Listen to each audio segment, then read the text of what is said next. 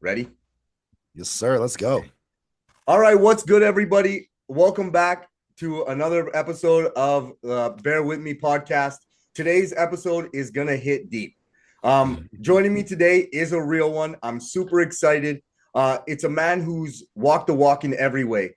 He was a former SWAT officer, a Citadel grad, a bodybuilder, a coach, and someone who took a massive risk to build a life that he wants to live on his own terms. But what makes this story even more wild, that brings so much excitement, is the fact that he battles rheumatoid arthritis, but he manages it holistically, which is something I'm super excited to learn about as well, given the fact that I have Crohn's disease, and it's something that I'd like to also build towards doing, right? He's had no excuses, just solutions. So as always, I'm going to have to ask y'all to bear with me. Ladies and gents, please welcome Ryan Bakeley to the show. Ooh, Nigel, I appreciate it, man. Damn, I feel like a rock star with that intro. I feel like I need to like sit on like a pedestal with like a cape and shit.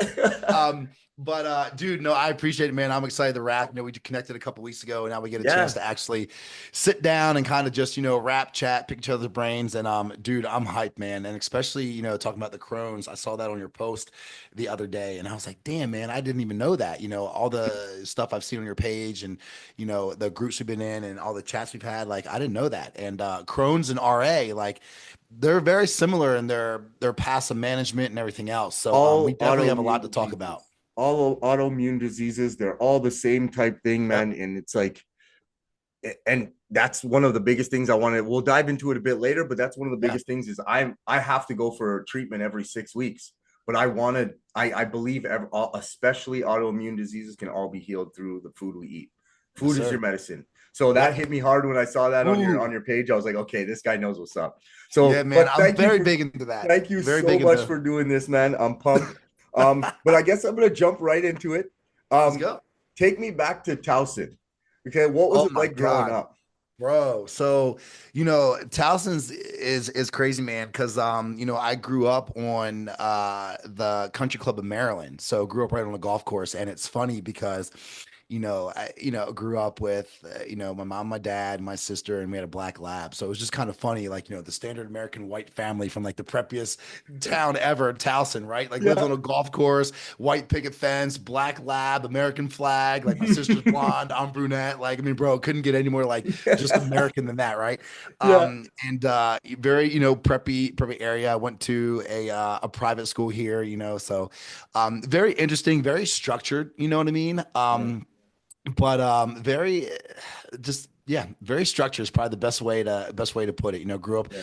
I went to a Catholic school, church my whole life. So I was put into a very disciplined realm just right off the jump. But my mom's been a nurse for her entire life, and my dad was a Marine, and then went through State Trooper Academy, and then so he's been very structured with me too. So growing up in Towson, was interesting, but I'm definitely glad that I did, man. I'm very fortunate. I can't lie.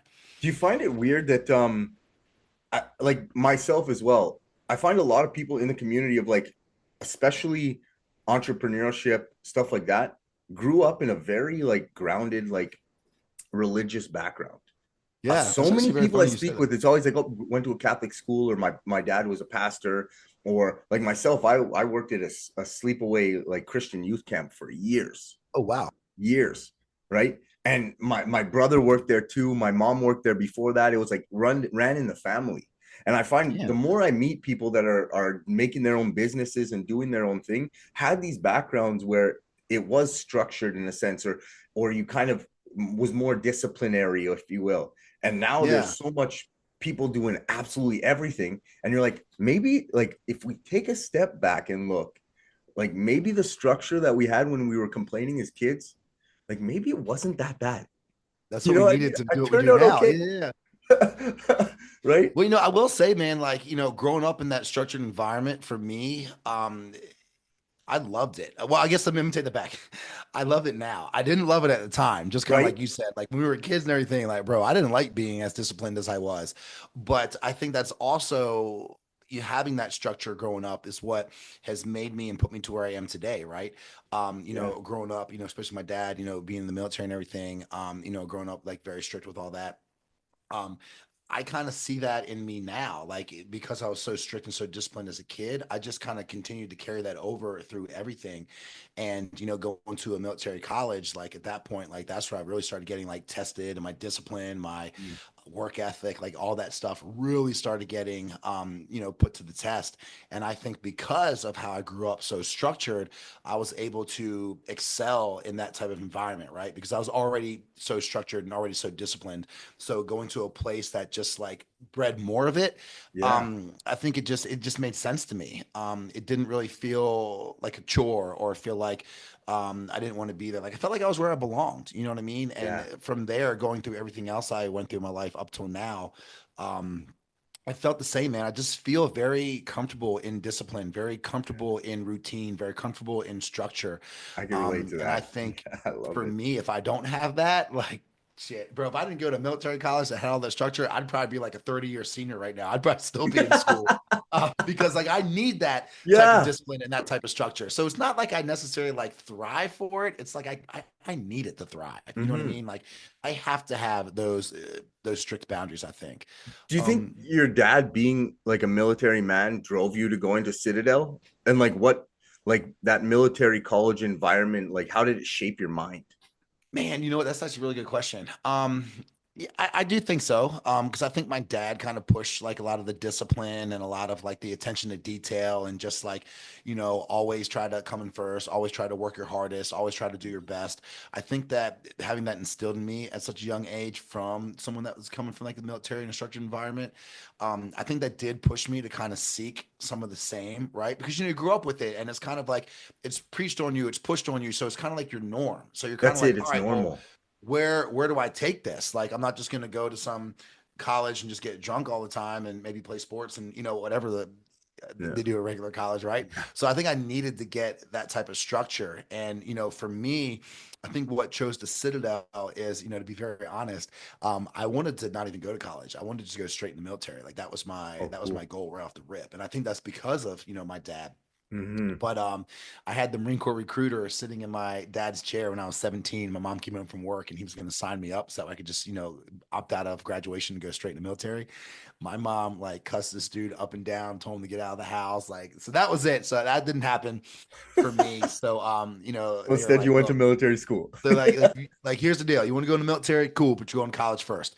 Okay. So pick a college. So I picked all the academies and picked everything, and the Citadel was the one that held the most attraction to me. But yeah, I think it definitely was my upbringing and probably because of my father that pushed me towards that direction. But I mean, bro, looking back on it, like I couldn't imagine having any other direction. Like Yeah. really. I was Yeah. just gonna ask. I was gonna say, do you think if your dad wasn't in the military and you didn't go to Citadel, like, or do you think you would have picked that anyways, or would you just like been completely Man, I different? don't know, man. That's a really good question because I think the reason I chose all that is because how aggressive I was in everything that I did. But I think the reason I was so aggressive in everything that I did is because, I mean, that's how I was brought up, right? Because, I mean, that's Yeah. how my dad was. I mean, my mom had a very structured environment too growing up. I mean, she worked at Johns Hopkins Hospital since her first job as a nurse. She just retired a couple years ago. I mean, she was Good there for for her. like oh my gosh, bro, like her entire life, her entire career was there. And her dad was an old World War II Marine. So my mom's very disciplined and very So aggressive. I it's mean, real in the bro, family. my mom's in her 70s. She's out here running marathons and shit. So, That's my so mom's sick. still got it. Um, so I think I would still be driven, but probably not as this aggressive. Okay. Yeah, Yeah. I could see that because I look back as well, and a lot of the choices I made, like later on in life, it was one of those things where like, man, the only reason I'm doing this is because of the way like was raised. Was raised. Yeah. Like, and it's kind of a hard question to ask to to be like, well, do you think if this wasn't like, it's I was talking with my brother the other day about like the butterfly effect and would you go back and change Right. anything? And I was like, I wouldn't because I'm so Mhm. thankful for who I am today and how I grew up. So Yeah. it's hard to kind of fathom the idea of any other reality than what you have now when you're content Right. and you're like, yo, I've grown so much and come this far to doing it, right? Yeah. So do you think going like in your military school or like what led you to law enforcement, specifically SWAT, because that's gangster, man. So, That's wicked. so this kind of brings my dad back into the mix. Because when I was at the Citadel, I was going for what's called a red badge, which is basically a contract to go into the Marine Corps. And I was, to be very honest, I was not a great student. I did not like the study. I didn't like the books. I didn't like being in school. I liked lifting weights. I liked running. I liked playing lacrosse. Like that's where I put my time and attention to. Yeah. I was the type of student where it was like, all right, we got a test tomorrow. Like, fuck, I'm staying up all night to get this done. Like, you know what I mean? I never like planned ahead like I do now with everything. Um, but I think, looking back through, everything and kind of going through how it all went down is I was kind of disappointed because I wasn't able to get the Marine Corps contract at first because my grades weren't the greatest. I was a 2.0 and go when I was in college. And it wasn't until like my junior, senior year that I kind of flipped that around and made Dean's List and then really started kind of getting my shit together. But freshman, sophomore year, I was a 2.0 and go, and you had to have some higher grades to get into the Marines at that point. But there was a program at the time called the Police Corps program, and the Police Corps program was basically going around to these established universities, and they were promoting and trying to recruit college educated police officers because at the time there wasn't a lot of college educated law enforcement officers on the street, so Hmm. they wanted to start kind of bringing more into the mix. So I was approached by the police corps program several times, and I was like, I'm not doing this. Who the fuck wants to be a cop? Like, nobody even likes cops. Like, I'm not doing this. I was like, I'm going to the Marine Corps. I'm going to go to Special Forces. I'm going Force Recon. Like, that's the move. And so they kept hunting me down. And I was talking to my dad on the phone on one of the days I had access to chat, and he was like, look, he was like, I think you should do it. I think you should go into law enforcement. And he was like, you can even do something as cool as like SWAT, right? Like if you really want to do like the special operations route, he was like, be a SWAT dude. He was like, I'm sure you could probably make that if you went out for it and put everything you had towards it. I know you can make it. And I was like, you know what? I didn't even think about that. So I started thinking about it, started talking to a couple of other guys that were like in the program. And I was like, you know what? Let me at least just go out for this thing and just try for it and just see what happens. So I went through their test, smoked it, which, I thrive in that type of environment though, bro. I'm Yeah. probably sure like you, like whenever anything physical, anything that you're interested in that you want to, just do, Yeah. you're going to excel at it. Like Yeah. Show me it no matter once. what it Give is. me Like I 20 feel like minutes that's and I'm gonna just do it better than everybody. exactly. So we're on the Yeah. same page. And I can just get that off your vibe just, before I even really started to know you. Um, so I was like, you know what, let's do it. So I got the contract. I took it. I ended up doing 9 weeks my junior, senior summer, which was all the academic, like law enforcement stuff, like learning code and the law and everything else. And I was in South Carolina, so it was all South Carolina law. And then after I graduated, the second 9 weeks came up, and that was all your physical stuff. So your PT tests, your chases, like your ground defense, your shooting, your driving, like all that stuff. So that was a lot of fun. And then once I made it through the police corps program, I went to Charleston County Sheriff's Office right in South Carolina, and I stayed there. I worked as a deputy there for close to a decade. And after my 18 months were up on the road and I was eligible for SWAT, they had a couple tryouts. So I signed up for it and I went out for it, and it was fun. It was a blast. And I think they still have the same policy and procedures how they do everything now, but it was like it was 100% vote, so it was zero tolerance. So basically, like Yeah. everybody had to unanimously say yes, we want this dude on the team, or you didn't make it. So as you go through each evolution, you go in front of the whole team, everybody votes for you, and that's how you kind of got on. But that's probably one of the coolest things I've done, and I'll say, even though I love what I do right now, being a police officer still to this day is probably the best job I ever had in my entire life. That's cool. And let me ask you, so you said you weren't like a good student before and you had to Yeah. get your grades up. Because I'll be honest, not a lot of people know this about me. I never finished grade 8. Oh, really? I dropped out of school. My mom was sick, so it was Okay. one of those things of like get a job, help moms out. Like that's what it is. So I never Bro, finished mom's number one, school. dog. Yeah, you feel me? Yeah, day one. Yeah, you Yeah. gotta do what you gotta do for mom, bro. We all Yeah. know that. So it was like it was like I've always found it curious how in stuff like this, like military, or they want you to get your grades up.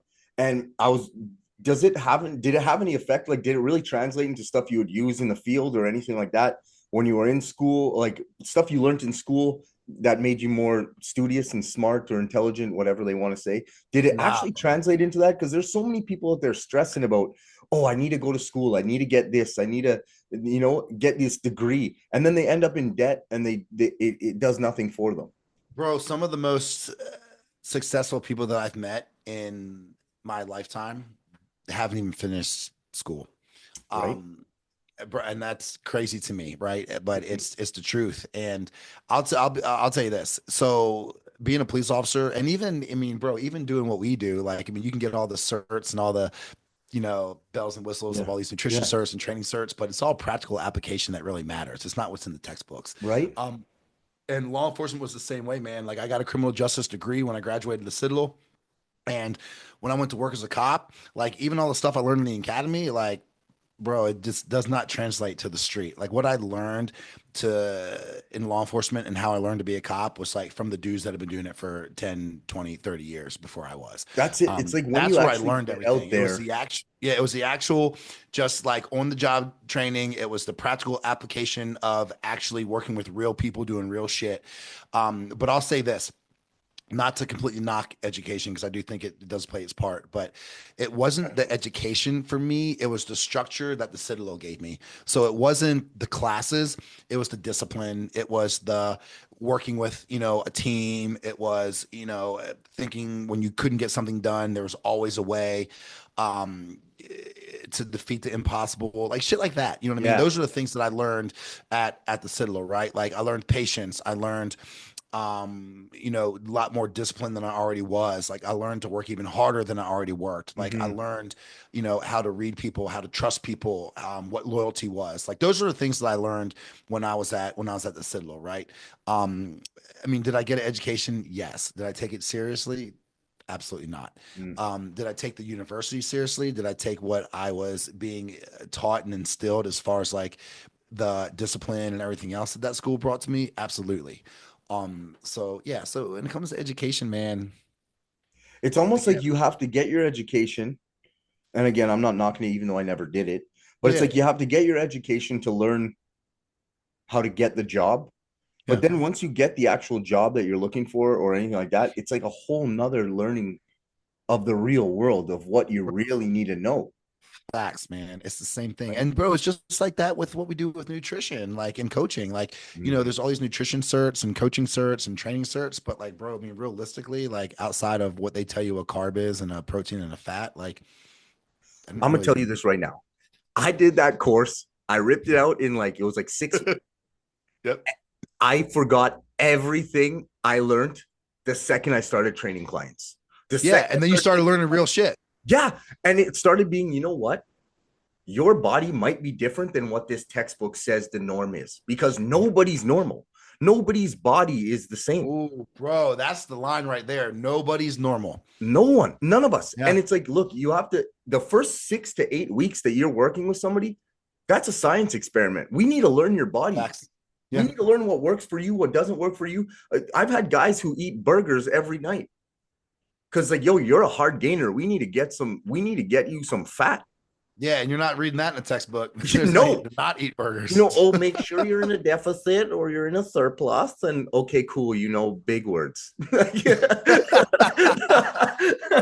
Dude, you're so right though, because you have that trial and error period with your clients, trying to learn Yeah. their body those first few weeks. Now, after that, then it's like, all right, then you can start practically applying what you need to make them work as individuals. Mhm. But you can't approach every single client just like the textbook tells you to. Like, it Yeah. doesn't work like that. And for me in law enforcement, like, bro, I wasn't gonna just do a traffic stop the way the book told me. Like, that shit gets you killed. You know what I mean? Facts. It's the dudes that have done it that are like, yo, bro, that's not how you do. Like, textbook, you walk up and approach the car. Well, you do that. Like, are you walking in front of the headlights? Are you walking through other lights? Like, how are you doing it? I like the passenger side. Book tells you drivers. Like, it's all through the practical. Like I said, man, that's my favorite word. If you can't tell, the practical application of the environment is I like that taking practical taking application. the real deal and applying it to a real situation. Like, Mhm. that's how that works. Um, so even in that aspect, like, I learned how to conduct a traffic stop from dudes that have conducted hundreds of traffic stops and made it home every night. Like, that's the dude I'm wanting to learn from. You know what I mean? Like, I'm not reading it from a book and be like, all right, let's give it a shot. Like, Yeah. no, this is Yeah. we're making it work. It's facts. And that's the stuff that sticks in your brain too, where it's like you know, like you'll be out doing something and somebody like, whoa, watch this. I learned this. And you're like, what? Okay, you're a tradesman, you know what I mean? Like you know what's up. You've been out Yeah. there. I mean, Yeah. bro, like let's be honest, like then like for instance, the nutrition books aren't telling us the little Starbucks hack that you put on your IG, right? Learn that from you, like a real dude doing the real thing. Like Yeah. things like that is what works, man. You know what I mean? Yeah. Just like a little small example. But yeah, I mean, books are good and education is good, but at the end of the day, it's really what you do in real life with real people that really matters. Yeah. I love that. I love that. Now Yep. you said you spent time overseas, Yeah. like, right? So Mhm. was there any like defining moment when you were over there that kind of made you look like made you look at life different or change the way you looked at life today? Bro, oh my gosh. Yeah, this is Because a I can great only question. imagine what it was like over there, man. Yeah, so I'll say this, man, especially coming from the US and having, I mean, the freedom to do whatever the fuck you want, Yeah. right? And then you go overseas and you see all these people that don't have any of the freedoms that you have, right? That, bro, that should sting everybody. Anyone that lives over here that has it made like we do, and they fucking want to complain and bitch and moan and talk about like how like their day's not going right. Like, bro, go to a third world country and Yes. have nothing, and 50 then Cent see says it the how, best. He's like, yo, depression is a luxury. bro, facts, because that means that you were here and now you're here. A lot of people don't even get here. Yeah. So if you're depressed, that is a Yeah. luxury, bro, Yeah. I because have the time to think about that because I'm you have the not thinking time about to when my think next about you're meal unhappy. comes. Yeah. Yeah. Like, bro, these people over there don't have time to think about how unhappy they are. That's just their life. Yeah. But even on another side of the token, even things like, just being overseas, like I'll say you don't have access to everything you have access to here, right? Mhm. So when you're over there, you're living pretty minimalistic and you come home, it's like, holy shit, I can just go out and just go to Chipotle. Like I can just get in my car and go to Best Buy. Like I can just go to the gym whenever I want. Like it's almost overwhelming because you don't have that over there. Like you're locked into a compound, like you got your missions, like you do your thing, you train with the guys, you eat the same shit. Like everybody's either playing video games or fucking around on like Facebook or emailing their girl or whatever. Like you just can't freely just walk around and do whatever you want. So when you come home after being kind of like quote unquote like deprived of all of that, it's very different. So it is So was very this eye opening. before you were a Was cop? that? Was this before you were SWAT or after?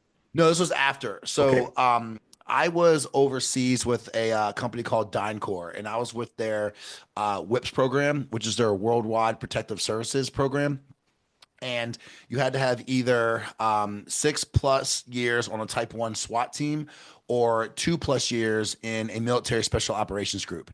Okay. And I had just had over 6 years on a Type 1 SWAT team because there's a Type 1, Type 2, and Type 3. We were a Type 1 team, which basically means full service. Like we do everything, Everything. air, land, water, like all that kind of stuff. So I was selected to go over to this program based off of the qualifications I already had in law enforcement. So when I got recruited to go to this company, I went to like West Virginia. There was 19 of us in the group, and I was the only civilian. Everybody else was like military special operations. So it was a Civilian. very interesting course. It's about a month long. It's like 28 days. And it was awesome. It was fun. And at the end of it, when everything was said and done, there were 7 of us that had graduated from the little course that they had and got contracts to go overseas. So that's kind of how all that transpired. So that was after I was in law enforcement. Okay. And were you always like into fitness and bodybuilding at that time as well? Or was this after? Yeah, so when I was a cop, my first show was in 2004. That was my first bodybuilding show ever. And how I got into bodybuilding was, I was a very aggressive athlete when I was growing up. Like, I mean, just like I'm sure probably you were, bro. Like, I don't even know what you played, but we'll probably talk about that at some point. This is wild, Um, man. oh, Uh, I'm ex I'm excited to hear this story. So, okay, I was a lacrosse player. That was my thing. Like I was a I played lacrosse dude. lacrosse I as was a well. lax bro. I was all American at the Citadel. So when I got out of college, I wanted to still kind of play lacrosse, and I had a bunch of like men's team hit me up to play. But the thing was, man, I couldn't ever make fucking practice or these games because I was either working patrol or I was on a SWAT call out or whatever the case may be. I just never was able to meet the requirements of like we're training every Tuesday or we're practicing every Tuesday at 4. We have a game every Sunday at 3. Like as a cop and a SWAT dude, like bro, I can't make that schedule. It just doesn't work. So I needed to find something that I could still compete in, but do it on my own time. Yeah, So bodybuilding was the move because as long as I had off on the date of my show, I was golden. If I trained at 4 in the afternoon or 4 in the morning, it didn't fucking matter. That was like my practice, right? As long as I got my training in, I got my nutrition in, like yeah, I could compete. So I was able to do bodybuilding because it was on my own time. So if I was on night shift, I trained at night. If I was on day shift, I trained on a day. And I just made sure that, 4 months out, I took off that weekend of my show and I was good. So I got into bodybuilding while I was a cop because that was the only thing that I could do to keep my competitive edge that I mm, could do on my own time you got because I that just competitive, schedule like, wise I couldn't really make it work anywhere else. yeah. So, and you competed. So 2024, like you were saying, like that was before social media was even a big thing. Oh, So, bro. like, so was All of my shit, like I laugh now because you have all these, young cats out here on Instagram. They have all these dope ass like crazy photos and shit. Bro, all my shit's on Polaroids. Like half yeah, of the shows that I did was before Instagram was even a thing. Like I remember having like a Motorola Razor and shit. Like, yeah, bro, so I didn't get to really document my bodybuilding experience like a lot of people do, just because I mean, social media and making reels and content and all that stuff like wasn't a thing. Like, bro, you were like, I'm pretty sure every selfie I probably sent out on my phone was like pixelated. You know what I'm saying? yeah. So Oh it's yeah, like I remember the flip phone. very Yeah, different time back then, bro. Um, so it's just funny, but yeah, all before social media. And I'll tell you this, man, this is actually a really funny story. My last show I think was like 2007 or 2008 or something. I think 2008. So as I got into coaching in 2016, I'm prepping all these people. Like my first company that I had for fitness was all bodybuilding, all contest prep. That's all I did. That's how I got started. okay.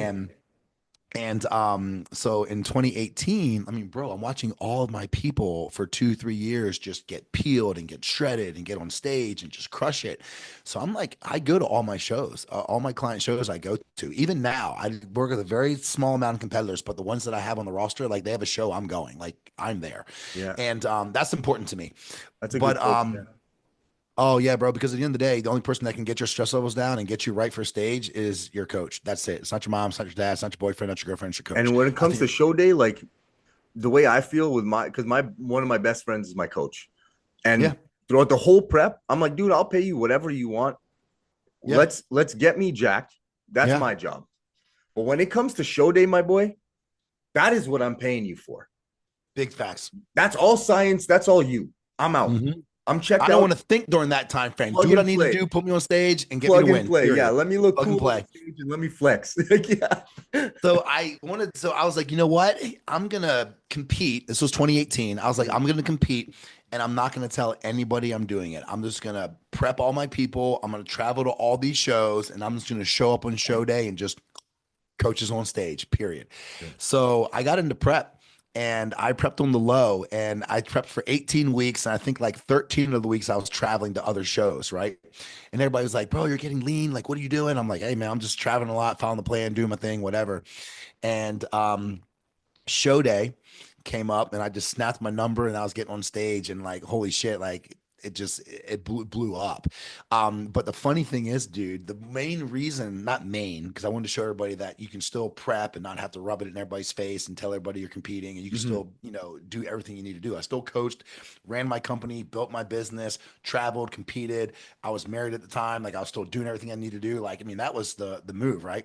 Yeah. So what I did is I wanted to compete again because I wanted to get some good quality photos. I was like, this would be good for coaching, like this would be great, like it's, everybody has digital photos now, everybody that competes. This is awesome. I didn't have all that.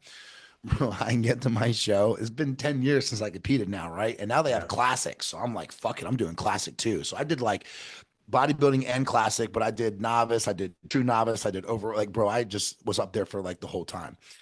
Come to find out, their photographer was sick that day, didn't get to show Oh, up. So I still do not have any photos do a from comeback show. stage. Do a comeback show. I'll Bro, step so on I stage with still you. like I think I have like one video, like my mom and my dad and like my best friend came to the show. Those are the only people that I got told. And literally I still had no professional photos from We're stage. gonna talk. There's a show I have in mind that I'm thinking we're gonna talk, me and you. All right, Yeah, bet. it's gonna be sick. So, well, with there being, okay, let's be realistic. I love bodybuilding, but a Yeah. huge aspect of it is the social media side of it. It's huge right Facts. now. So, Mhm. like, what do you think kept you locked in back then? Rather right now, because there was no clout back then. Now it's like, yo, build the hype, get everybody watching. You're hyping yourself up. You're posting pictures. People are sending you messages, encouraging. Bro, think about it. All of that is the reason I was locked in because there's no distractions back then. All this social media shit, all this bodybuilding shit's a distraction, bro. Because I'll tell you right now, the way it worked back when I competed, I act like I'm 60 years old. I like it. But when I was competing, a little couple years ago, the way that it worked, dude, is like, for instance, I'd be training at my gym, in South Carolina, right? And like you're training at your gym in Canada, and we're doing the same show. Bro, I don't know who you are. I don't know who's social media. Right? We're not connected. We're not on Instagram, right? Facebook wasn't even a thing. So we're not connected at all. Yeah. However, we're both signed up for the same show. So you're training at your gym, and some dude might be like, yo, bro, have you seen Nigel? And I'm like, who the fuck is Nigel? You're like, bro, he won the show last year. I heard he's doing it again this year, like yada yada. So you're like, oh, all right. Like, so I might go to like the website and look up whatever show it was and then look up like the winners. Like that was the It's research because all there's no social mystery. media, right? So I might know kind of what you looked like on your show day like a year ago, but I don't know anything about you. I can't go to your Instagram. I can't look you up. So I'm like, all right, cool. Like I'm just gonna have to smoke this dude when I get there. Cool. Back to Yeah, training. it Like that was it, right? that old school Um, like me versus it's me. the old school There's me somebody else versus me, doing that bro. extra rep, so I need to get So it in.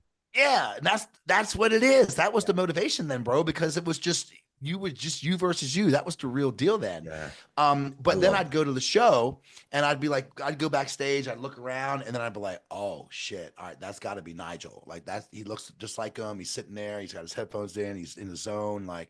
All right, and you're like in a hoodie, you got your headphones yeah, on, your hoodie over. Like that's how shit was back then, bro. yeah. Like you would walk around and you would look at backstage and you would see the one dude in like this oversized hoodie, his face so sunken in, it Yeah. was like saran wrap to his fucking teeth. Yeah. And you're like, damn, that's gonna be the overall winner right there. Yeah. Like that dude looks like he hasn't eaten in like 4 months. Like That holy dude fuck. looks like You know what I work. mean? Like Yeah. that's how bodybuilding was back then. Yeah. But now you're just like, oh, let me see who's doing the show this weekend. You get on your, you know what I mean? It's like, Yeah. oh, what's Nigel look like? Oh, what's this off season? Like, oh, that damn, that's got a pretty cool reel. I like his Yeah. music. Like, Yeah. bro, that's how Doom social media is scroll. now. So that's how I stayed locked in back then because I didn't have this distraction. I didn't have this Instagram, these phones, none of that Mhm. stuff. It was just hard ass fucking work, and you had to bring the fucking package that you had to I bring, miss and that shit. that was it, bro. And that was the way it worked. And there was none of this bullshit about, oh, let me filter this photo. Let me do this. Let me do that. No, bro, you want to see me, you got to come to the posing room or you come to my show. Like that was the way it worked. Mhm.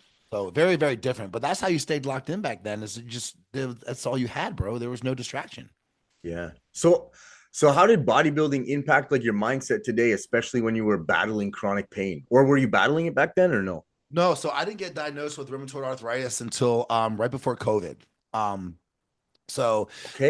back then, like I was in a good spot, man. I had maybe like my first shoulder surgery was in 99. I've had 5 shoulder surgeries.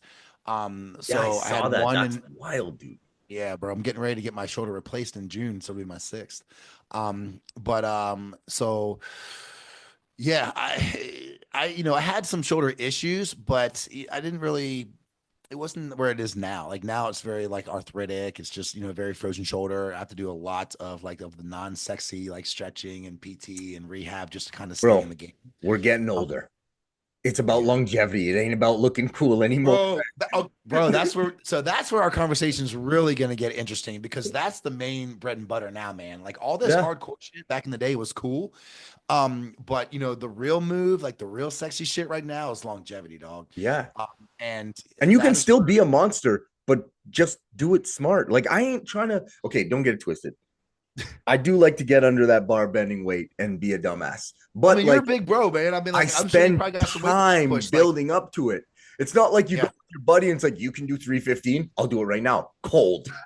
Clink. Like, no, I ain't trying to do that no more. Like, okay, give me 3 weeks. Let me work up to it and we'll try and hit it. You know what I mean? Yeah.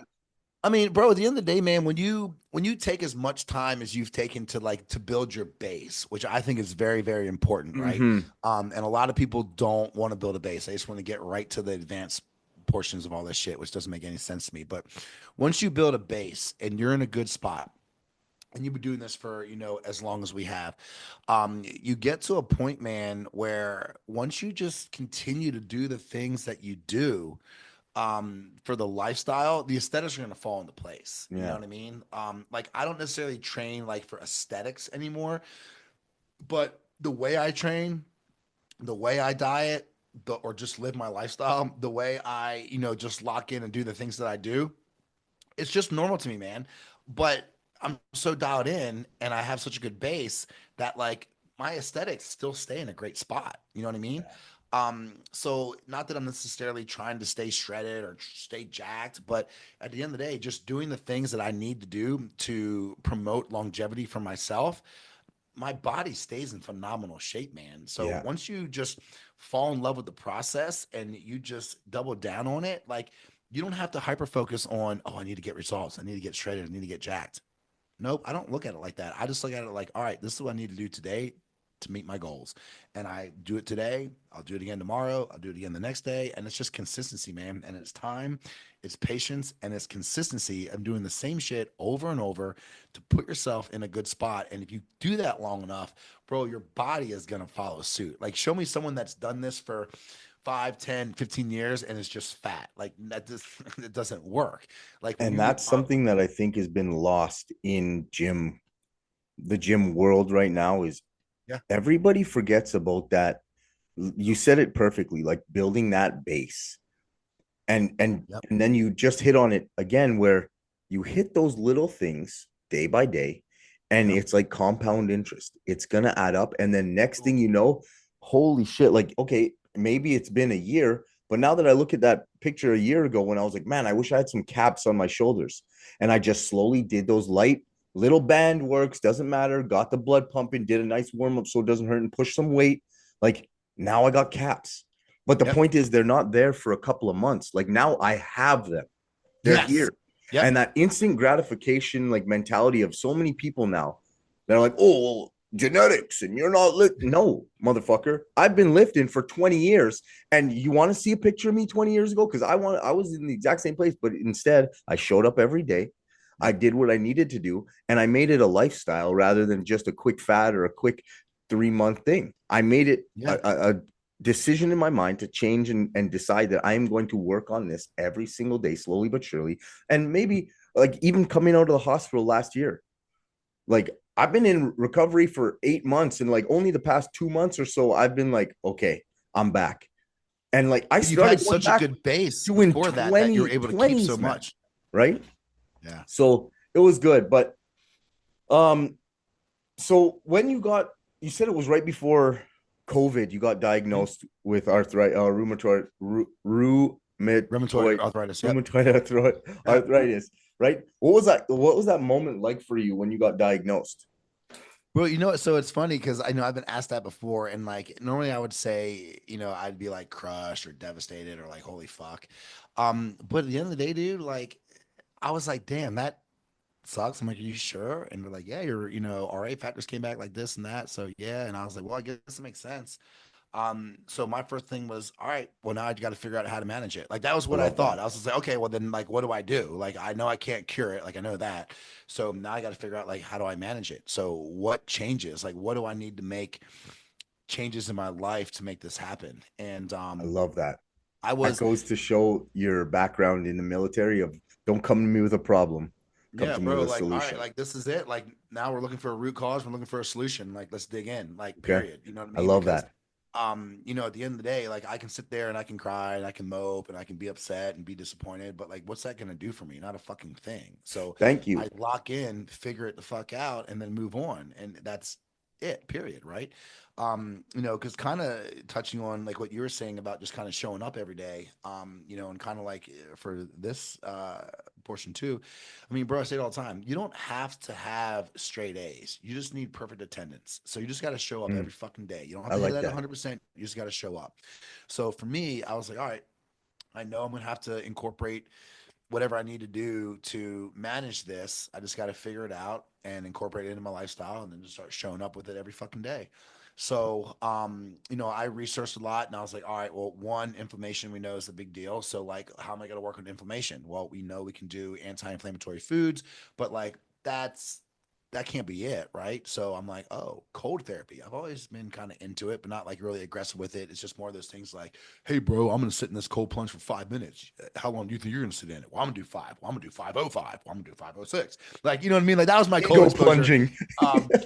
experiences. Like who could stay in the fucking water the longest, Yeah. right? Um, but then I was like, no, like there's actually a lot of benefits to this because I was researching like arthritis and researching like things that you could do to, manage it and things to, incorporate. And I was like, let's work on some ice therapy. And actually to kind of back up a little bit. They did put me on a medication called Humira. And I I didn't seen that. research. Okay. I didn't research a lot of it, which I'm embarrassed to admit, but it's the truth. And what I did read on it, I was like, all right, like just let's try it. So it was an injection every 2 weeks. And it definitely managed my arthritis. Like it definitely helped because my hands used to lock up and like my shoulders would freeze up a little bit, but the Humira changed all that. Hmm.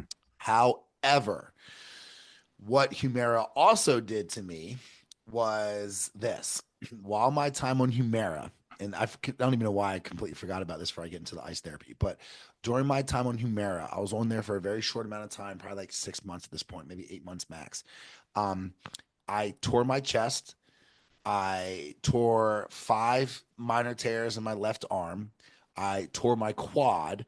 I got diverticulitis and I got plantar fasciitis all in that time frame. Plus, that Humira took me. I was around like 230, 232 at the time. And that shit brought me down to just around 200 pounds. Got COVID as well. COVID took me down to 190. So I went from like 230 down to 190. So Humira and arthritis destroyed my life in the beginning. So I completely got off the Humira. And then that honestly is when all the holistic stuff started because I was like, you know what? Never, ever again in my entire life will I ever fuck with modern day medicine. Period. It's Man, over. Like, I'm from now there. on. When Yep. I first got diagnosed with Crohn's, I was 15. Yeah. Oh, And bro. they So they use Humira with Crohn's too. that's Like that. exactly what I was going to say when I Okay. saw that. I was like, I have to talk to you because I originally they wanted to put me on that, but I was so fucked Bro. up. They were like, it's not going to do anything for you, and they slapped Damn. me So on yours this was one. aggressive. Yeah, oh yeah, and they right away put me on something called Remicade Okay. at the time. I don't think I've heard There's of so Remicade. many now from when I was a kid, Oh, bro. It's so many but different. the way it worked out, honestly, is the Remicade was working all right. I was still Mhm. deficient in iron. I wasn't absorbing stuff, but I was a Okay. kid, right? And at this time too, when I just got diagnosed, my mom was like just got out of the hospital because she was in a coma for a while, Oh, and wow. then Okay. she had just gotten out after having a liver transplant, and then got home, but she was all kinds of fucked up, dude. Like I'm Yeah. talking, like this is when I got 3 jobs, help pay for the house, and I was dishing out her pills every morning, making sure she got them. And like the liver was too big, but there was so much shit about it that they just needed to basically get something in her so she could rewrite her will type shit. So we got Damn. 7 more years with her. But in this time, like I, as a kid, you don't think about it. And I had so much other stuff on my plate to paying bills and trying to be a man and figuring out, you know what I mean? Because as a kid, my dad wasn't always there. Later on in life, me and my dad are best friends. Not a bad Okay. relationship with him at all. But No. um he wasn't really there. So I didn't have that like male influence either, right? Okay. So I didn't really know like really diving into like responsibilities, taking care of your body first so you can take care of everybody else.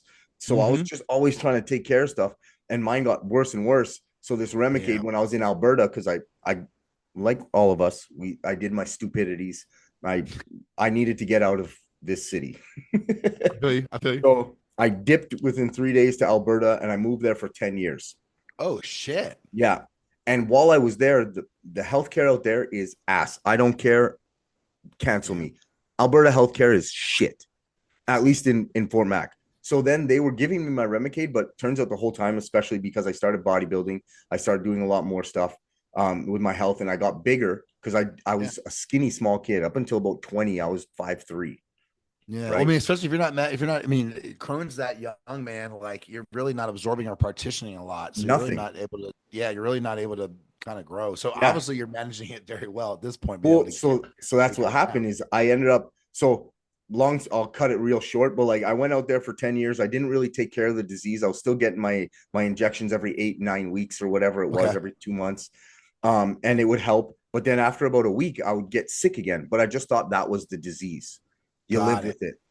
So and I didn't think anything about holistic. My spiritual journey hadn't started yet. I was still working on demons from when my mom passed. Okay. But then everything comes around, and my dad ended up getting sick. We lost him within 4 days. Oh my That God, was bro. 3 years ago. So I said, you know what? Fuck this. And I'd already gone through a bit of a spiritual journey where I was trying to figure out myself again. Mm-hmm. And bodybuilding helped that. Yep. But my I feel body that. was still holding on, but I was in pain. Came back to Montreal because I was like, I got to be closer to my brother because now it's just me and him. Like, Yeah. there ain't like, that's my family. I have to be close. Like, the way it worked out, it was like in the past 10 years that I've been out there, I've seen my dad maximum 24 times. 24 times I saw the dude before he was gone. I was like, fuck. Like, I fucked that up. So I feel you. Damn, man. I moved back, and I finally got my old doctor, who's this guy is a godsend, man. He is amazing. Within 1 week, he was like, "We need to get you in for surgery. You need to get blocked up. You're Oh blocked up." shit. So I went to get a colonoscopy. They couldn't get more than 44 centimeters up Oh wow. because I just had pull-ups the size. I'll send you a picture. You'll see. I had Dude, that's pull-ups like, wild. yeah. So they ended up taking out 3 parts of my guts over the past year. I had a colostomy bag for 2 months, bro. It was fucked Dude, up. I didn't know you've been through it like this, man. Oh Holy shit. yeah, my boy. It was wild, man. So that was my past year, but now I'm on medication called Inflectra. Okay. That one I'll have to look up too. I'm not Yeah, sure I'm and it's every 6 weeks. But my goal, which is why it's so wicked that you're doing it holistically, is yeah. to right now. I know I need it. Right, the disease is gone. They cut it all out. It's manageable right now. It's in Yep. remission. So I'm gonna ride it. I go every 6 weeks. I go for all my blood tests. I make sure I'm getting. I eat super clean, which I never ate before. I was all into Right. sugar and shit. Okay. So I'd love to make that transition and one day get off of this. And I know a lot of people with Crohn's have Yeah. gotten off of medication by going on Yep. carnivore and resetting their microbiome and all of that, which is stuff Yeah, that I'm dude. really, 100%. there's so much information out there. So I'm still like, but that's why I love like the idea of like you and your being doing it holistic. Like, walk me through a day of your habits, like your non-negotiable and what keeps Oh, your bro. RA in check. So, kind of getting into what we were talking about before with the ice therapy. Mm, That's my staple. So after all that kind of went down, I was like, you know what? I need an ice bath. I need one for myself. So I got a deep freezer, converted it into an ice bath. I Actually, think I played saw YouTube I videos. think I saw a reel. Do you have a reel about this? I think I'm not sure I have like a, yeah, I have a short or something like that on there Or for it. maybe it's just you getting in it, and I'm like, is that a But there might be, freezer? yeah, but there's one of me getting in there because I have it on there on my page. But I just had this, deep freezer that I used for years that I just, kept at 40 degrees, and I would just do that every morning. And that was how I managed a lot of my inflammation. So to answer your question, because I still do the ice bath now, that's like my staple. So for me, my non-negotiables daily. Now, granted, you do have to take some days off of everything because everything you have to do in moderation. Like I love the ice bath, I love the sauna, but you do those every single day, like it can be overkill. Yeah. So, but for the most part, my non-negotiables are ice therapy. I love the plunge. That to me is just one, it's very relaxing, it's very tranquil to me, but also I just know the benefits that come along with it. So I'm very aggressive when it comes to the cold plunge. So I have my own cold plunge downstairs. Cool. And then across from the cold plunge, I have a sauna. Those are probably the two best, they're the two biggest, but definitely the two best investments I've ever made in this space, hands down. I use these things religiously and I swear by them. Mm-hmm. So the sauna is one as well. So every night I do about 20 to 30 minutes of the sauna. Every day, I do anywhere from 2 to 4 minutes of the ice bath. And then on Sundays, I do transition. So Sundays, I do an hour. I do 15 minutes in the sauna, 2 minutes in the ice bath, and I do 4 rounds of that back to back. And That that's helps just flush everything, right? Yep. So that helps like flush your system. Like in football, when It you brings break down a lot something with of like ice. inflammation, gets rid of a lot of toxins. The ice bath is cool because it also activates like brown fat. So it helps with like, metabolizing fat and burning that. Mm-hmm. But the other thing that I also like to incorporate that I started getting into a lot lately, the past couple of years is fasting. And especially for you, that would be, something to look into too. Oh But yeah. fasting has been huge. So I've become this like, you know, uh, I have this love for fasting. And actually, at the beginning of the year, I ran a fasting group. It was like I had like 40 some people in there. It was pretty wild. And that's a huge thing for me. So I fast. I usually do about like a 12-hour window, anywhere from 8 to 12 hour window during the day. Mm-hmm. Every quarter, I do a 3 day. Sometimes it'll be a 5 day, just depending on kind of how I'm feeling that quarter. Yeah. And then I try to do a 24-hour full fast. Yeah. No During water, the nothing. so I do water. So I do water fast. So I just remove the food for the most part. But I believe in like, obviously you need electrolytes, you need bone broth, especially if you're on extended fast. Um, Time restricted feeding, like if you're only eating, for like a small window in the day, like if you have like an 8 or 10 hour window, you don't have to be as aggressive with that. But when you have an extended fast, you want to. Mm-hmm. But my non-negotiables, ice, heat, fasting, holistic nutrition. So, at the end of the day, I don't really like to eat out a lot. I mean, I will, you know what I mean? Like, I'm also about the experiences. Like, if my boys want to go out, if Yeah. someone wants to go out, like, we'll go out, we'll eat, we'll do whatever. But for the most part, like, I make sure everything that I'm taking in, I know what I'm taking in. I'm cooking it. I'm very, organic with a lot of my foods. So I like to make sure that, all the foods I have are very high quality. I think that's a huge thing that, I mean, everybody in this space should focus on. But those that have like an autoimmune disease, I think you really need to be a lot more aggressive in your food selection and food sources, because that's what really matters. Because like you kind of mentioned too, and I'm a very firm believer in this, the best medicine we have access to, man, is the food at the end of our fork. It's not the medicine in these fucking bottles. It's not what these doctors fucking tell us to take. It's not what Instagram says is the best next pill. It's holistic, organic, pasture raised food, man. Like you gotta have good, clean nutrients. And that's the thing too, is like a lot of the times when we get diagnosed with these autoimmune diseases, like you're like, okay, well, what's the root cause of it? Facts. And it breaks down, man. It's a lot of it comes down to like stress and inflammation for a majority of people, And right? And that's it's exactly it. over People time. don't, and so this might be a bit out there for some people, but like I go on that spiritual tip, and a lot of it is the stress and it's stored traumas, right? Yes. So it's stored traumas that you haven't dealt with. And Hmm. then so what happens is you get, when they don't know what the fuck is wrong with you, and they say, oh, you have RA, or you have Crohn's, or you have IBS. And it's like, well, okay, what's the root cause? Oh, it's an autoimmune disease. Okay, what can you please give me the root of the cause of this? And they can't. And a lot Well, of the time what happens is these people will go and they'll change their diet completely, and they'll suddenly get cured of all these other symptoms that the medications are giving them. And yes. then next thing you know, they go on these huge healing journeys spiritually and emotionally Mhm. and mentally. And then Yep. they release all these traumas that they've had. And next thing you know, they don't need shit from Big Pharma. Exactly. Well, bro, that you nailed it. And do you know who Dr. Mark Hyman is? I do not. I'll I'm look it about to up. send you. I'll send you some of his stuff when we get off this. Yeah. But during my journey with all this, he was probably one of the guys that I was researching and listening to the most. He's got a book called damn it, I'll have to send it to you. It's a nutrition book. It's amazing. Mm-hmm. But he's really, really good. I'll send you his IG and everything. But Yeah. one of the things that he said that I absolutely freaking love is he was talking about kind of like going to a doctor's office versus going to like a functional medicine doctor, Hmm. or someone that's just big into like holistic, healing and just, anti meds, I guess we can say. And the example he gave, man, in the audiobook, it was awesome. And he said basically the way that this works, and describing what you just said, just it resonated with me, is you have a room, right? You open a door, there's water coming out from the door. You open the door and there's just water all over the fucking floor, right? Yeah. Doctors are going to come in and they're going to take brooms and they're just going to start pushing the water out of the room, down the drain. They're going to start pushing the water all over the place, right? Because they're trying to get rid of the water. Yeah.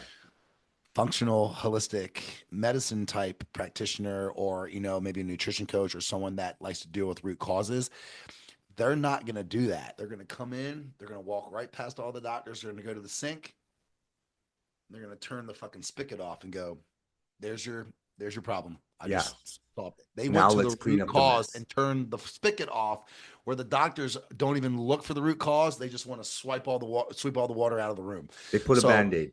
and put exactly, man, they want to put a band-aid over it instead of actually fixing the root Hmm. cause. So, just like you said, we're on the same page, man.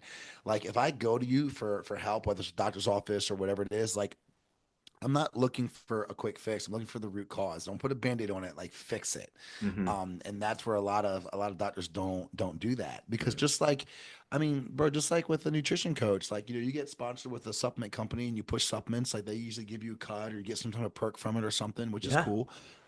Doctors are no different, bro. Like if you're going to prescribe me Humira, how much are you making off that Humira? Yeah. You know And what I mean? what's the next drug, or what's the one that you were Yeah, what's the sponsored next by job before? you're gonna push on me too? Like, bro, we're Yeah. not doing this. So I'm completely anti medications. I believe in emergency medicine. Like, if I, like, for instance, I just ripped my tendon off my thumb a couple weeks ago, Yeah, that's had to wild. get that surgically removed, right? I mean, or replaced, like repaired. I can't just, be like, all right, I'm Yeah. just gonna eat clean this week and it's gonna, no, like Yeah. that needs to be repaired. Like that's different. So Yeah. emergency medicine, I get, but modern day medicine, I refuse to be a part of. Like if I'm Yeah. sick, like bro, I tough it out. I Yeah. sleep, I hydrate, I get sunlight, like Yeah. I do what I need to do And there's so to many get better. natural remedies out there. Like for the flu season Yeah. this year, I did that whole thing that was going viral for a bit with the you put onions with the honey and some Oh, actually I just saw that a few weeks ago. Yeah, dude, and you let that sit in your refrigerator or whatever, and then you like take a teaspoon or whatever and it's throughout the legit day. every day. I Really? didn't get I had a cough,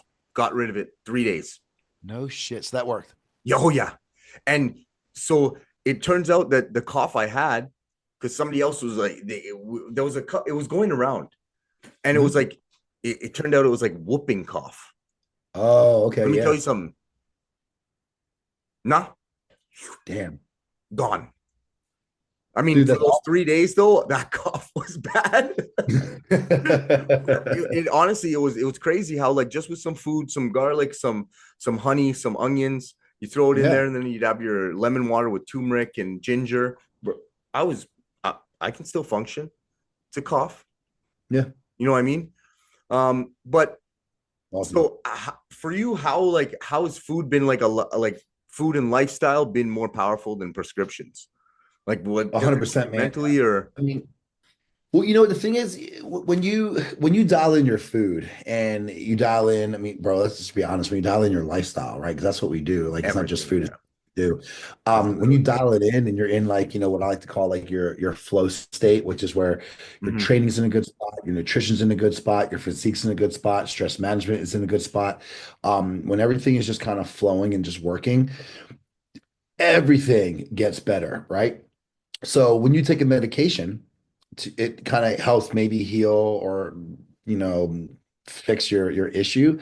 But when you focus on your nutrition and your training, just the lifestyle stuff, you're working on the root cause, right? But you're also gaining so much more because you're gaining more discipline, you're gaining more structure, you're gaining a better physique. Like you're attacking this from all angles, and it's a benefit to everything that you do. Just taking medication, like there's really no benefit to that, right? But bettering your lifestyle is fixing, maintaining, or maybe even, managing the issue.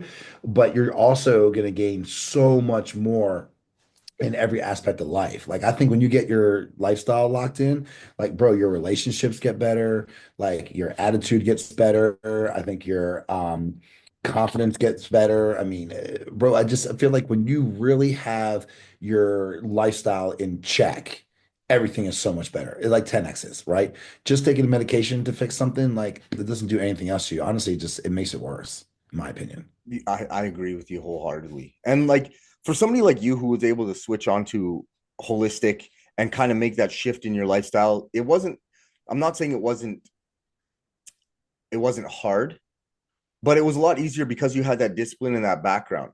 So what would be some advice you have for young men or even young women who feel like broken physically, mentally, and want to reclaim control of their health and kind of get on that path of living a better lifestyle, right? We all know, obviously, the one thing we all do it. You've had one, I have Yeah. one. We're in a mentorship, is getting a coach. But other than Yeah. that, like if you want to just start some steps every day, like what is some advice you can give to some people that are listening that just want to kind of make some tiny little adjustments that might be able to help them out and get them on the right track to maybe one day be able to Non-negotiables, hire a bro. coach? Non-negotiables, 100%. I think everybody needs to make a list every week of non-negotiables, and you need to stick to them. And that's going to teach you a lot because, I work with a lot of clients, and I'll be very honest, I give them non-negotiables and we talk about them, but it's hard to stick to them. And, when you start learning to stick to non-negotiables, you're doing so much more because you're not just doing the things you need to do to better yourself. But if you stick to a non-negotiable, you're learning discipline because you're like, nope, I got to get these fucking steps in. And I'm at 8,000. I got another 1,000 to go. It's 9 o'clock. Yeah, bro, guess what? Get outside and get the step in, like get them in, right? So you learn to keep yourself accountable. You learn more discipline. And in doing that, you know, the reason I like to use non-negotiables is because the one thing that people, I think, kind of falter with here, and the reason people don't really succeed in the lifestyle is because no one's really willing to do the same shit over and over and over and over and over and over again, right? They want to do it one time, two times, like, all right, cool, I'm good, or all right, why am I not shredded? I've had one good clean meal. Yeah. Bro, we have about 4,000 more to go. Yeah. So when you Or a lock lifetime. yeah, right. When you lock into your non-negotiables, you're teaching yourself the things that you need to do to get yourself in a good spot. You're teaching yourself the accountability that you need to have to get there. You're teaching yourself the integrity that you need to have because, like, bro, if I set non-negotiables, and I'm like, yeah, Nigel, I'm gonna get up and do the ice bath every morning at 5 o'clock. Like, bro, you don't live with me. Like, you don't text me every morning at 5 o'clock or FaceTime me to make sure I'm doing it, right? I'm just telling you that I'm doing it. Like I need to actually fucking do it. So I need to have that integrity to make sure that I'm doing it. So when you lock into your non-negotiables and you're serious about them and you hit them, that's where I start. And it doesn't need to be a lot because one thing that I will say that I think a lot of people get confused on is a lot of people try to do a lot of crazy shit. They're like, I need a crazy morning routine. Nope, you actually just need to get up and get started. Yep. And then they also talk about like, all right, so I have these non-negotiables. And matter of fact, I had one client that gave me this list, bro. It was like 7 non-negotiables for their like first week. And I'm like, bro, I'll be very honest, you're not gonna hit all these. Like this is way too much. Start small because you can't overwhelm yourself because you're never going to want to do this. Yeah. So pick 3 non-negotiables to start. All right, my first non-negotiable is going to be I'm getting up every morning at 5 a.m. Bet. Fucking handle it. Do it. Yeah. Your next non-negotiable is I'm getting 9,000 steps in every day. Awesome. Make sure you get them the fuck in. Yeah. And then maybe your third non-negotiable is I'm going to I don't know, go to bed every night at 8 o'clock. Okay, cool. Well, then every night at 7 o'clock, start winding it down and make sure your ass is in bed at 8 o'clock with no phone. Yeah. So I think picking 3 to 4 non-negotiables to just get started with and make sure that you hit them. Because if you have non-negotiables and you're not hitting them, then clearly they're not negotiable. They're negotiable to you and Yeah. they shouldn't be. So when you lock in with, 3 or 4 tasks, that's where I would start. Start small. No. Don't overwhelm yourself with, I need to get in the ice bath for 4 minutes. Then I got to make coffee and just, pour over. And then I got to do my affirmations and red light therapy. And I mean, I do a lot of this stuff, but like, You you don't built need to up get to up it. and have this like 3 hour fucking morning routine just to get ready for the day. Like, Mhm. I think that's where people really get fucked up. Like, just get, What I like to tell my clients is I always say, look, we're going to set goals. I know you have goals, but what we want to do is we want to make them attainable, realistic, yes, and time sensitive. boom. I love that. So now we have an attainable goal. So getting up at 5, that's attainable. We can do that. Yeah, facts. Now, we're going to do time sensitive. So we're going to say we're going to start with, we're going to do it every day this week. Now we have a goal. It's time sensitive, so attainable, realistic, and realistic. I can get up at 5. You're gonna Yeah. and it's gonna segue with, if you're doing the go to bed at 8, it's gonna segue into that. So now we can knock out 2, and there, you know what I mean. So attainable, realistic, and time sensitive, but non-negotiables is a big one. I'm gonna throw that in there. Yeah. And do you know what another one would that I like to say is so like you said, sustainable. You know what else these things need to be? Repeatable. You got to be able to repeat them every freaking day. And that's where people try to get too overzealous and then they fall off because what they're Yeah, doing is not sustainable, it's not repeatable, and it's nothing that you can keep up with because yeah. it's too aggressive. Walk before Um, you run. Walk before you run. Yeah, Exactly. Exactly. So I like time sensitive. I think I like the fact that you brought that in there because yeah, that is true. People need to, to understand the sensitivity there with, with the time frame and everything else. yeah, Because I think, the main thing that I think people do in the beginning is they bite off more than they can chew. yeah. Like I have clients that sign up and like the first week they're like, oh my God, and I'm like, what's wrong? They're like, Yeah. well, the meals and the food. I'm like, bro, you get a lot of food. Like, what's the problem? Like, it was just so plain. I'm like, what do you mean it's plain? I'm like, did you read the welcome packet? Are you salting your food? Are you Yo, adding yo, condiments? Like, doing all this? They're like, well, bro, I cut out sodium and I cut out condiments. Like, I'm trying to get peeled. I'm like, bro, you're trying to get killed. Like, no, that's not how this works. Like, my you're first gonna quit by show, tomorrow. Like, my, bro, throw some ranch in there. Give me some hot sauce. I Put some salt respect on this that. motherfucker. Like, bro, I don't even eat like this, and I do this full time all the time. Like, no, this is not how it works. My first show, my coach gave me my meal plan. I didn't read the welcome package or the notes. And you know what? Dude, I went from 205, right? Because I started sauce way too young. So I was already cranking sauce. So I was never under 200 pounds for like Okay. since I was 23, probably 24, 23, 24. I Yep. haven't been under 200 pounds until I got sick. Oh shit. Okay. And Yeah. then I did my first show right before my first um prep right before COVID, and then like the shows got canceled or whatever, so I had to wait till the next Yeah. year. But it was like I I did that prep, but I did it and I didn't read anything, so I was just doing like raw dog and So chicken. you're doing that's you're I doing. dropped and I went to like 187, and I was like, "Yo, coach, I can't do this. Like I'm withering away. I'm trying to gain weight for a show here." And he was like, well, "What have you been doing?" I was like, "Man, I'm just eating." He's like, "Are you like putting spices, using salt? Like, what are you doing?" And I was like, "Oh, I can make it flavorful, and it's actually enjoyable." Like yeah. So Bro, I'm you got like to make it that. sustainable, repeatable, man. Put some sauce on that shit. Yeah, but that's the thing, is people don't realize like this lifestyle is actually, if you don't have to go hardcore. Little No. changes, and that's why lifestyle, people don't understand that too. They think because we compete, everything has to be hardcore. And I tell my clients, like I had one ask me today. He said, "Yo, I'm a sucker for beer. I'm gonna cut the alcohol. That's okay." I was like, "Yeah, but if you want to go out and you have a beer once a week, go do your thing." He's like, "No, Yeah. I'm good to cut it, but like, can I have like Coke Zero?" I'm like, "Dude, try to keep it to 3 a week. You're Yeah. not stepping on stage. You're not going crazy. If you have to have a pop, have your pop. Enjoy your life. Thank you. Thank you, Enjoy bro. your Like, life, dude. Just make sure we track it. Make sure we know you're having it. And then we know, like, let's say you're like, oh, I gotta, I put on, I'm holding water or something like that. Hey, it's because we ate off this, and now you know that how it affects it. So just be aware of that, and then you don't have to feel like shit about it. yeah, facts. Like, it's And that's life, the thing, man. man. Live your Everybody life. gets Have a piece of so cake. It's your aggressive. birthday. Yeah. Bro, I'm a big fan of that, man. I am a huge, that's what this is. So that LMLML Yeah. is let me live my life because I'm I so tired love of, that. bro, I own the trademarks, I had a company for it and everything. And That's so what sick. about. Make But a everybody's t-shirt. I'll like, buy bro, you it. shouldn't do this, you shouldn't do that, do that. And I'm like, no, bro, let me live my fucking life. This is what I want to do. Make Like, this is merch. what makes me happy. Because everyone's like, bro, I can never do that. How about you just do one beer or one? And I'm like, bro, what I'm doing makes me happy. I like the way I eat. I like the way I train. I like the way I look. Like, bro, I am happy. Like, because you're not happy with how I am and how strict I am doesn't mean anything to me. What means something to me is how I live, and I love this shit. So I am happy doing this. Um, but the thing I want to touch on that you mentioned is, being consistent and, not getting so aggressive to where, like you were talking about, having like a pop, like, 3 days a week or something. When you get too aggressive, that's how you burn out, man. And I love the hardcore shit. Do not get me wrong. Like I used to be part of like team no sleep, team Yeah. grind all day long. Like, bro, I get it. Like I love fucking the grind. I love working hard. I love just all that shit. However, I'm also a firm believer and consistency over intensity, right? Because Yeah. if someone's intense, they're going to burn out at some point, right? Because there's no off switch, there's no down there.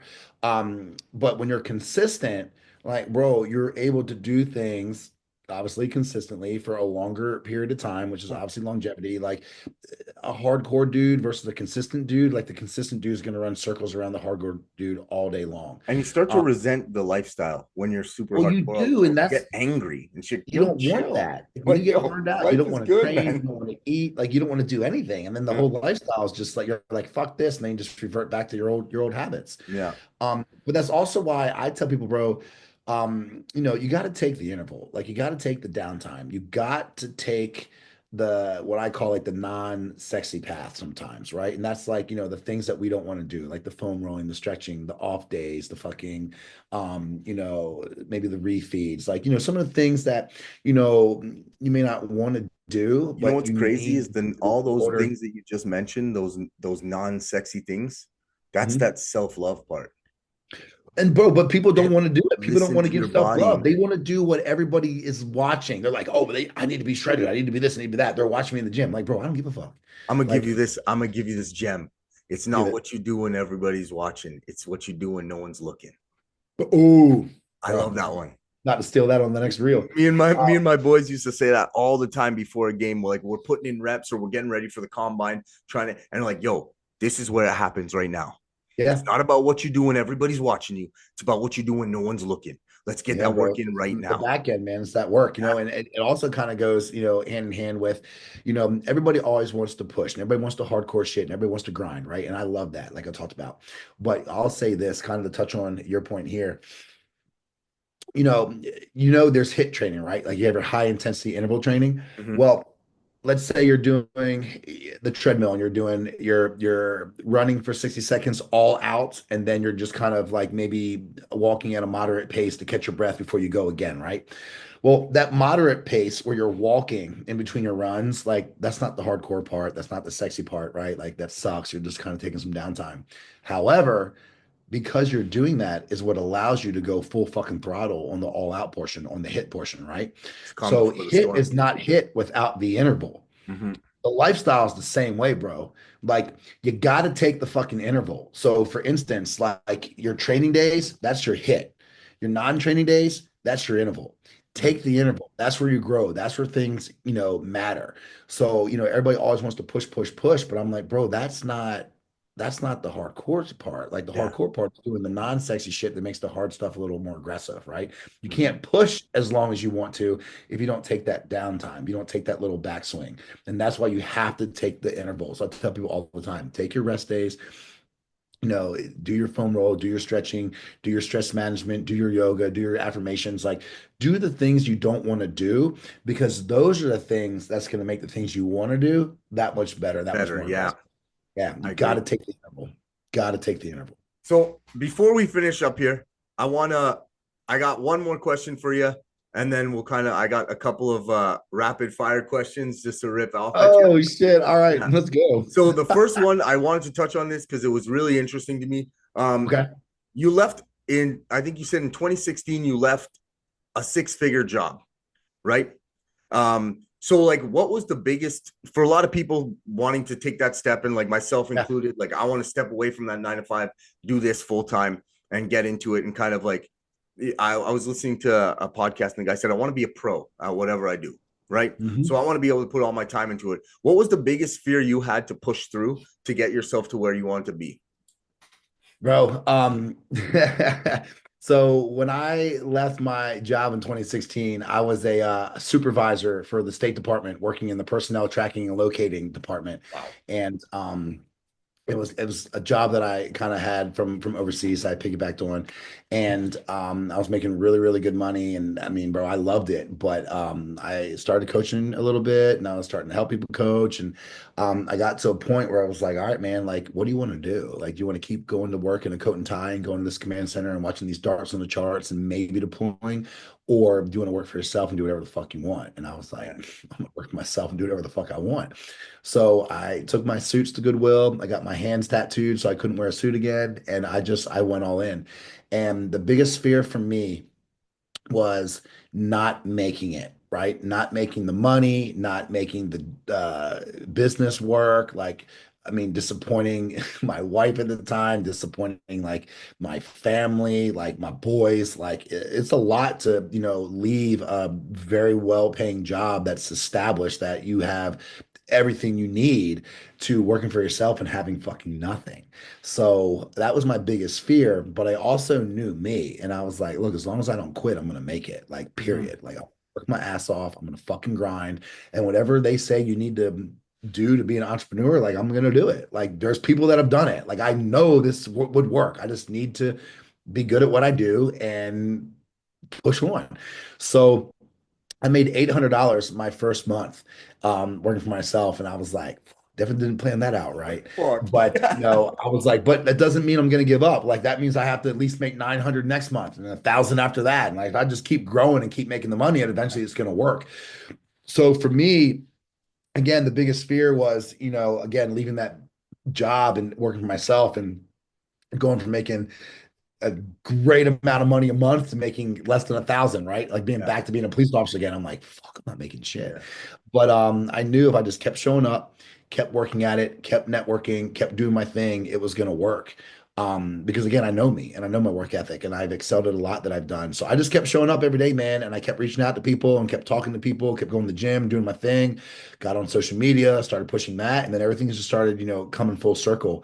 But I think the biggest fear, again, just like it would be for everybody, is like, bro, you're giving up your insurance, you're giving up your paycheck, like you're giving up all your security, Mhm. right? Because everything's set, like you're golden. Yeah. But then you're like, all right, now it's all on me. Mm. So taking that chance on me was scary. But I'm like, bro, if I can't bet on my fucking self, like, who the fuck can I bet on? Who do I Like, have? Yeah. yeah, like, who do you have at the end of the day, bro? It's you. Yeah. So if you can't excel and you can't show yourself that you can provide for yourself, like, bro, you can't show up for anybody Give up. else. Yeah. Yeah. So I was like, you know what?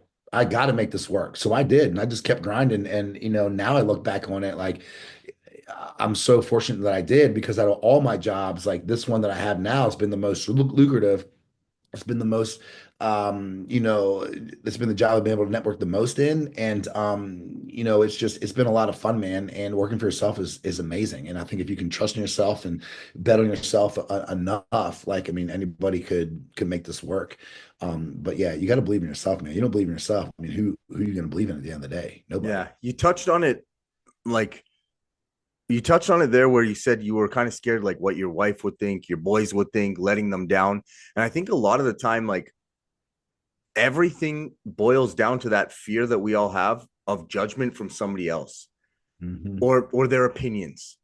And when you can get past that and decide, like, I don't give a fuck, because at the end of the day, I tell people this all the time, and it's at the end of the day, the person who lives in here that I have to listen to the most is me. Yep. Yes, So it I need is. to start giving a flying fuck about what I'm thinking rather than what Joe Blow over there is thinking. And when Yeah. you can bridge that gap between giving a flying fuck, I'm not saying don't care about other people, Right. care about the opinions. You can have your opinion. It might not affect me or impact me to the extent that other people. But when you realize that, the voice I listen to every day in my head constantly is my own. So I need to respect this one and have this one's back. So this one shuts the fuck up every once in a while, and I can be happy in there. Right. I think if Yeah. you can bridge that, that's when you can really take that leap. But man, like, I respect it, man. When I was reading that, or when I saw that, when you put that in your video, I was like, man, like, I enough respect to you, dude. No, I appreciate it, man. Thank you. Yeah. So, okay, so here's the fun part. Rapid Oh shit. fire, first thing that comes to your mind. All right, man. I haven't done this in forever. All right, let's go. Let's get it. Favorite post lift meal? Ooh, beef, rice, pineapple, 100%. Ooh, pineapple. Okay, I fuck Yeah. with Well, it. pineapple's got bromelain in it, so it's good for digestion. So I like to always stack that post workout. Okay. Yep. Okay. Beef, rice, and pineapple. Quote that you live by. Ooh, um, when the battle drum beats, it's too late to sharpen the sword. Whoa, whoa, give that to me again. When the battle drum beats, it's too late to sharpen the sword. When preparation meets opportunity. Yes. Okay. Okay. There we go. I fuck with you. I like that one. Let's I like go. that one. Mm-hmm. Okay. We already touched on that, but what's a non-negotiable in your day? You said the ice bath. Yeah, ice bath's gonna be Go first. non-negotiable for Okay. sure. Yep. I like that one. And now here's one. What does strength mean to you? Bro, strength means how, I'm going to say has to me, strength has nothing to do with the gym, has nothing to do with weights. Strength has to do with everything that we just talked about during this whole podcast. The strength to push through, the strength to power through, the strength to believe in yourself, like all of those little variables, man, that is strength. So I think at the end of the day, if you can, hold yourself to high standards, you can hold your friends and everybody else to high standards, like you keep your bar set high, like that's strength, man, and be able to do all of that over and over and over again every single day, regardless of what your environment is dictating. I think that strength to be able to still do everything that we talk about on this podcast every single day, show up for yourself. That's true strength. Wicked, man. Ryan, man, Yeah.